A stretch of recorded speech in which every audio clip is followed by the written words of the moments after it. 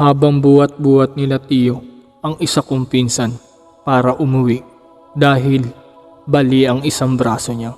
Gawa ng nakipaglaban siya sa dalawang nilalang ay agad naman akong nagdesisyon na sundan ng isa kong pinsan na nauna ng hinabol ang iilang aswang. Pero bago pa naman yun ay hiniram ko muna sa aking Tio ang kanyang armas na buntot pagi.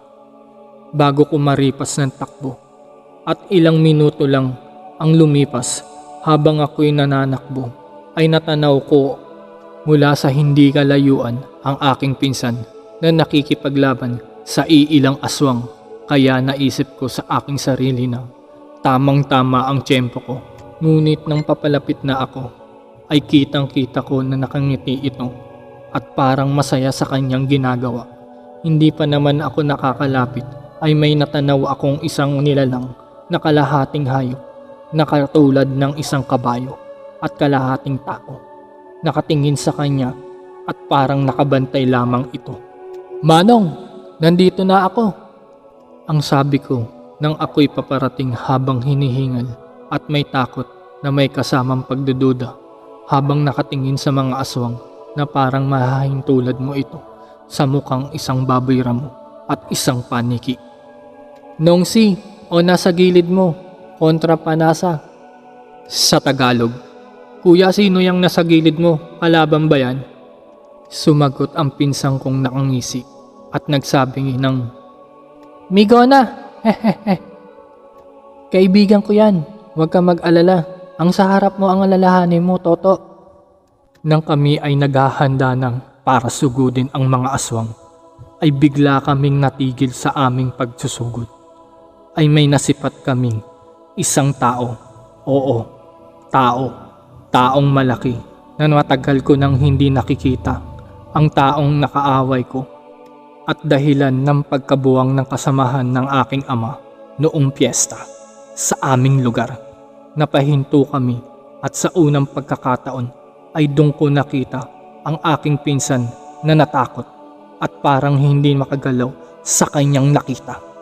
At ang nilalang na iyon, nakasama ng aking pinsan na hindi mapakali at halos mapaos na ito sa kakahuni at aatungal na parang sobra-sobrang takot nito. At ako naman ay parang napako sa aking nakita at pumasok na rin sa isip ko na ito na ang katapusan ko abang nagmumura.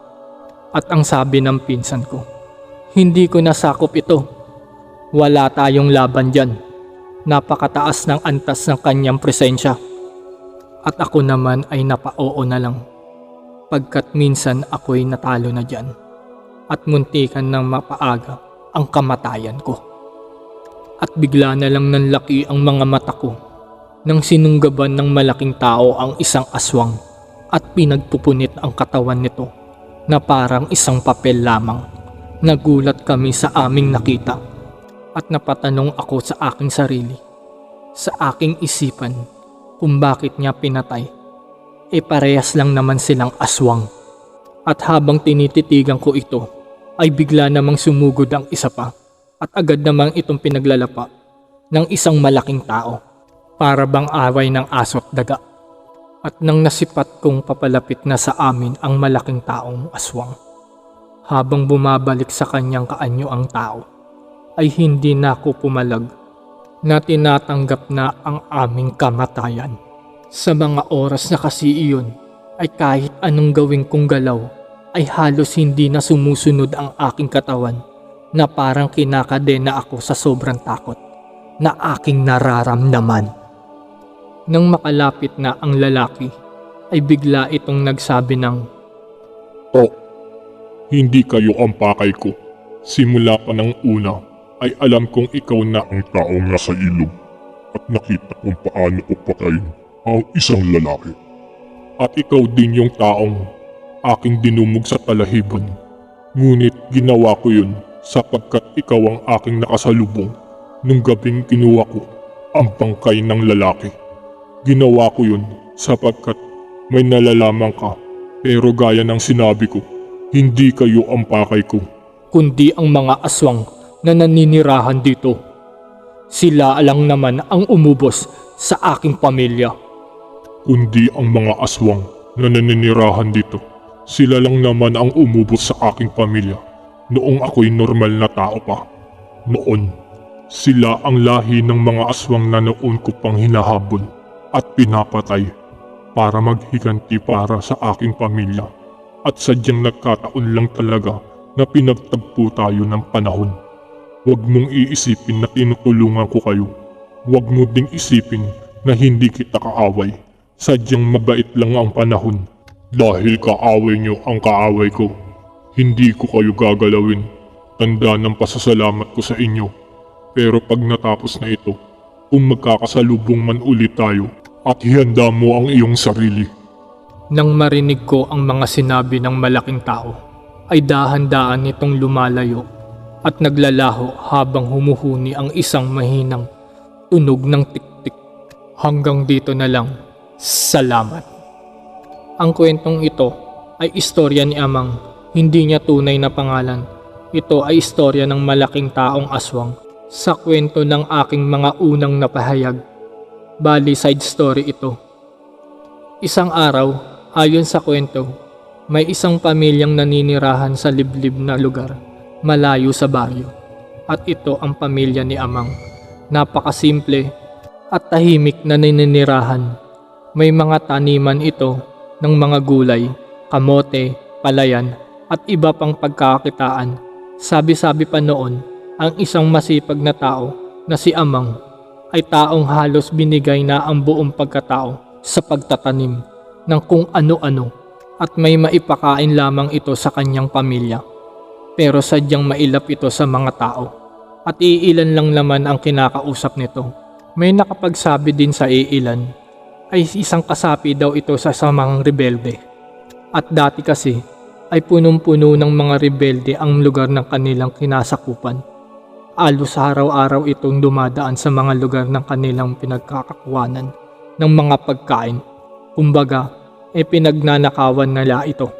Isang araw ay may naganap na engkwentro sa kanilang lugar. Naglaban ang mga rebelde at ang mga sundalo, kung saan maraming nadamay at may iilang namatay sa magkabilang panig. Nang humupa na ang gulo at ilang araw pang lumipas, ay payapa na ang kanilang lugar, kaya bumalik na ang mga tao sa kanilang mga tahanan. Ayon sa kwento ni Lolo, ay halos karamihan sa bahay ay sunog, pero nakapagtataka na lang ay wala nang lamang loob ang kahit anong abo.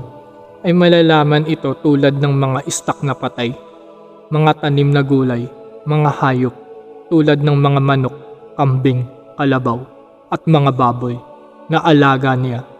May iilan din nagsabi na hinakot daw ito ng mga rebelde at iilan naman ay mga sundalong tuso. Ngunit kung ano man ang nangyari ay walang patotoo, ay puro haka-aka lang ito.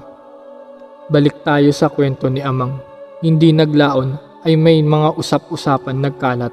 Dahil simula nang nagkagulo sa baryo ay hindi na nila nakita si Amang kahit napadaan man lang ito sa lugar. Kaya laking pagtataka ng mga tao noon kung anong bang nangyari sa kanilang pamilya. Dahil kahit sa paglikas noon ay hindi nila ito nakita. Isang araw ay may magkapatid na padaan sa bahay nila Amang upang sana kumuha ng mga kawayan para sa ginagawang kubo.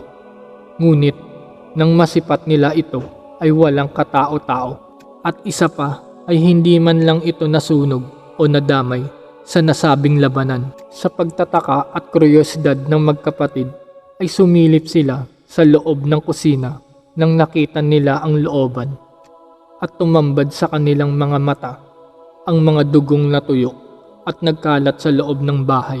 Napansin din nila ang mga sira sa loob at mga nagkalat na mga damit, kaya napagpasya ang bumalik na lang ng dalawa para ipagbigay alam ito sa mga tao. Nang malaman ito ay agad-agad naman silang bumalik. Nang marating nila ang bahay ay agad nilang nilibot ang buong bahay at doon ay marami pang nakitang mga dugo sa paligid, ngunit walang iisang nakitang katawan. Ayon sa sabi-sabi noon, may isang sundalo ang nakapagkwento sa nangyari sa labanan. Meron siyang tinamaan na rebelde ngunit hindi ito namatay. At ayon sa sundalo, ay 2 beses niya itong tinamaan at nakatayo pa rin na parang wala lang daw sa kanya. At sabi pa ng sundalo, ayon din sa kanyang mga kasamaan, ay ang liksi ng kanilang kalaban ay mga sa demonyo ang mga rebelde ang kanilang nasagupa. At habang tumatakas ang mga ito, at sabi pa ni Lolo sa kwento niya, may iilang nagsabi din ng totoo. Usap-usapan na kasapi si Amang sa rebelde at sumama na ito sa pagtakas kasama ang buong pamilya niya. Pero ang iba naman ay nagsabing baka pinatay ang buong pamilya niya at nilibing ang mga bangkay sa lupa. At may iilan ding nagsabi baka lumikas ito sa kabilang baryo. Ngunit walang napagsabi kung ano talaga ang totoo. Kinagabihan, halos lahat ng tao sa baryo, usap-usapan pa rin ang kanilang mga nasaksian at may iilan ding galit na galit kay Amang dahil siya ay rebelde. Pero may isang matandang nagsalita ayon sa kanyang nakita at obserbasyon ay halata namang hindi rebelde ang may gawa. Kung hindi ginawang kagamutan, ang bahay ay marami na sanang nakitang kagamitan na sa paggagamot na nagkalat sa paligid pero wala dahil sa itsura ng bahay ay kakaiba talaga at para bang isang mabangis na hayop ang pumasok at umatake dito. At doon nagsimula ang haka-haka na marahil ay hindi ordinaryong nilalang ang may kagagawan doon na pumasok sa kanilang isipan ang tungkol sa mga aswang. Ayon sa kwento ni Lolo ay taon na ang lumipas, tila ba'y pinag-uusapan pa rin ang mga nangyari at sa mga nakalipas na panahon ay usap-usapan na may iilang nagsasabi na may isang lalaki ang nakita nila sa kabilang baryo na pagala-gala at may nagsasabi ding nabaliw ito dahil hindi daw nila alam kung saan ito nanggaling at bigla na lang itong nagpapakita at nawawala. At ayon pa sa kwento ay si Amang ang taong ito at may isang matanda na nagsabi na nakausap niya si Amang at ayon sa kanya may mga tao itong hinahanap na gusto niyang pagbayarin at kinwento din ng matanda habang nag-uusap sila ay hindi tao ang kanyang kaharap kundi demonyo na naghahanap ng kapwa demonyo. Sa hanggang dito na lang ang kwento ng aking lolo. Maraming salamat po.